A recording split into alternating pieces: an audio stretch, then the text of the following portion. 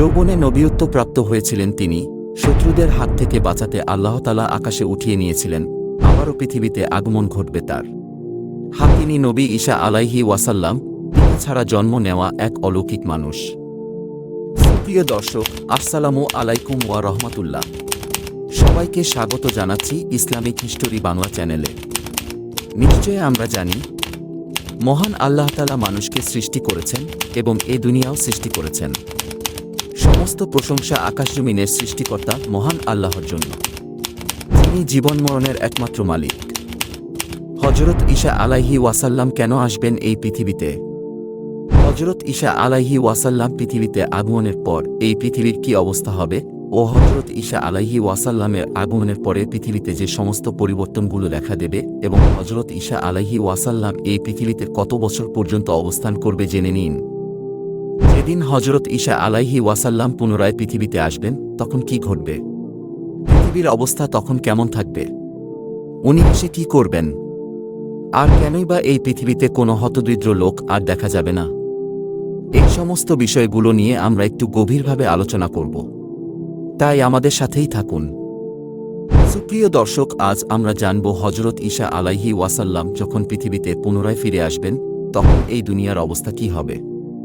এই পৃথিবীটা কি আগের থেকেও খারাপ হবে, নাকি বর্তমান যুগের থেকেও অনেক বেশি সুন্দর হবে? সে সম্পর্কে আজকে আমরা কোরআন ও হাদিস সম্পর্কে কিছু গুরুত্বপূর্ণ কথা বলবো। তাই চলুন দেরি না করে মূল বক্তব্যে যাওয়া যাক। হযরত ঈসা আলাইহি ওয়াসাল্লাম এর আগমনের পরে পৃথিবীতে যে সমস্ত পরিবর্তনগুলো দেখা দেবে। পৃথিবীতে যখন হযরত ঈসা আলাইহি ওয়াসাল্লাম এর আবির্ভাব ঘটবে তখন কোনো দরিদ্র বা অভাবগ্রস্ত কোনো লোক থাকবে না। কেননা বর্তমান পৃথিবীতে দরিদ্র এবং অভাবগ্রস্ত মানুষের অভাব নেই। কিন্তু হযরত ঈসা আলাইহি ওয়াসাল্লাম যখন এই পৃথিবীতে ফিরে আসবেন তিনি সদকা গ্রহণকে প্রত্যাখ্যান করবেন। অর্থাৎ কোনো অভাবী মানুষ, কোনো গরিব মানুষ পৃথিবীতে থাকবে না। মহান আল্লাহ তাআলার দোয়ায় সবাই ধনী হয়ে যাবে, সবার অনেক টাকা হয়ে যাবে। কাজে তখন সদকা গ্রহণ করার মতো কোনো লোক খুঁজে পাওয়া যাবে না। উট ছাগল বা অন্য কোনো চতুষ্পদ জন্তুর প্রতি যত্ন নেয়ার প্রয়োজন পড়বে না। মানুষের হিংসা বিভেদ উঠে যাবে। বিষাক্ত সাপ থাকবে না। হাদিসে বর্ণিত আছে, ছোট ছোট শিশুরা সাপের মুখে হাত ঢুকিয়ে দেবে এবং বের করবে, কিন্তু সাপ শিশুদেরকে কামড় দিবে না। এমনিভাবে শিশু ছেলেরা সিংহের পিঠে উঠে বসবে, যেমনভাবে তারা ঘোড়ার পিঠে উঠে বসে, কিন্তু সিংহ তাদের কোনো ক্ষতি করবে না। ছাগল এবং নেকড়ে বাঘ একসাথে মাঠে চড়ে বেড়াবে, কিন্তু কেউ কারো ক্ষতি করবে না। বরং তারা রাখালের মতো দায়িত্ব পালন করবে। একটি গ্লাস যেমন পানি দ্বারা পরিপূর্ণ হয়ে যায়, ঠিক তেমনি সমগ্র পৃথিবী শান্তিতে পরিপূর্ণ হয়ে যাবে। সর্বত্র শান্তি বিরাজ করবে এই পৃথিবীতে। সকলের একই কথা হবে যে পৃথিবীতে মহান আল্লাহ ছাড়া কারো ইবাদত করা চলবে না। যুদ্ধ, অস্ত্র উৎপাদন সব বন্ধ হয়ে যাবে এবং সবাই একদম খাঁটি রূপার মতো পরিষ্কার হয়ে যাবে। আদম আলাইহি ওয়াসাল্লামের জামানায় পৃথিবীতে যেমন করে সকালে গাছ রোপণ করলে বিকালেই গাছে ফলন পাওয়া যেত, একইভাবে ঈসা আলাইহি ওয়াসাল্লামের আগমনের পর সেই সময় পৃথিবীতে সকল শস্য খেতে ফলফলাদি এবং ফসলে পরিপূর্ণ হয়ে যাবে। ফসলের উৎপাদন বৃদ্ধি পাবে।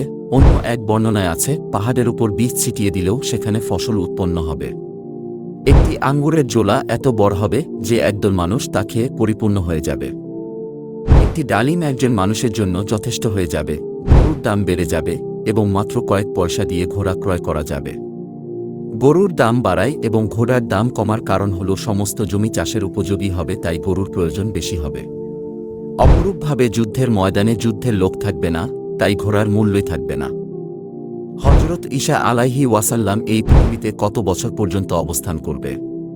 হযরত ঈসা আলাইহি ওয়াসাল্লাম এর আগমনের পর পৃথিবীতে এসে কতদিন অবস্থান করবেন এই ব্যাপারে দুই ধরনের মতামত পাওয়া যায়। কোনো বর্ণনা রয়েছে তিনি 7 বছর অবস্থান করবেন। আবার কোনো বর্ণনা রয়েছে তিনি 47 বছর অবস্থান করবেন। এই বক্তব্যে রাসূলুল্লাহ সাল্লাল্লাহু আলাইহি ওয়াসাল্লাম বলেছেন ঈসা আলাইহি ওয়াসাল্লাম 40 বছর পৃথিবীতে অবস্থান করবেন। অতঃপর তিনি সাধারণ মানুষের মতো মৃত্যুবরণ করবেন। মুসলমানরা তার জানাজা নামাজ পড়ে তাকে কাফন করবেন। রাসূলুল্লাহ সাল্লাল্লাহু আলাইহি ওয়াসাল্লাম বলেছেন, আমার উম্মতেরা আর একে অপরকে হিংসা করবে না। মানুষের হৃদয় থেকে হিংসা বিদ্বেষ উঠে যাবে। সকল মানুষ কালেমা ও ইসলামের উপর একত্রিত হয়ে যাবে। নবী করিম সাল্লাল্লাহু আলাইহি ওয়াসাল্লাম বলেছেন, ঈসা আলাইহি ওয়াসাল্লামের আমার উম্মতের মাঝে ন্যায় পরায়ণ শাসক এবং ইনসাফ প্রতিষ্ঠাকারী নেতা হয়ে এ পৃথিবীতে আসবেন। সে আসার পর এই পৃথিবী এমন এক রূপে রূপান্তরিত হবে যেমনটি পৃথিবীতে বা পৃথিবীর শুরু থেকে শেষ পর্যন্ত কখনই দেখা যায়নি, যা দেখে প্রত্যেকটি মানুষ মনের অজান্তেই বলে উঠবে এ যেন কিয়ামতের পূর্বে পৃথিবীর বুকে একটু জান্নাতের টুকরা।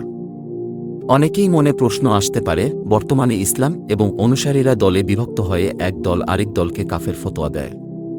এক দল আরেক দলের পেছনে ষড়যন্ত্রে লিপ্ত হয়ে যাচ্ছে, কিন্তু মজার বিষয় হজরত ঈসা আলাইহি ওয়াসাল্লামের আগমন করার সাথে সাথে ইসলামী শরীয়তের অনুসরণ একটি নির্দিষ্ট গন্তব্যের দিকে চলতে থাকবে। মহান আল্লাহ তাআলা এবং আমাদের নবী হজরত মুহাম্মদ সাল্লাল্লাহু আলাইহি ওয়াসাল্লামের সুন্নতকে একটি সুস্পষ্ট মানব দেহের উপর স্থাপন করবেন। কেউই তখন এই সকল কোরআন হাদিস ব্যতীত কারো জীবন অতিবাহিত করবে না, দলে বিভক্ত হতে পারবে না। সেই সময় ইসলাম ছাড়া আর বাকি সমস্ত মতবাদ পৃথিবী থেকে বিলুপ্ত হয়ে যাবে।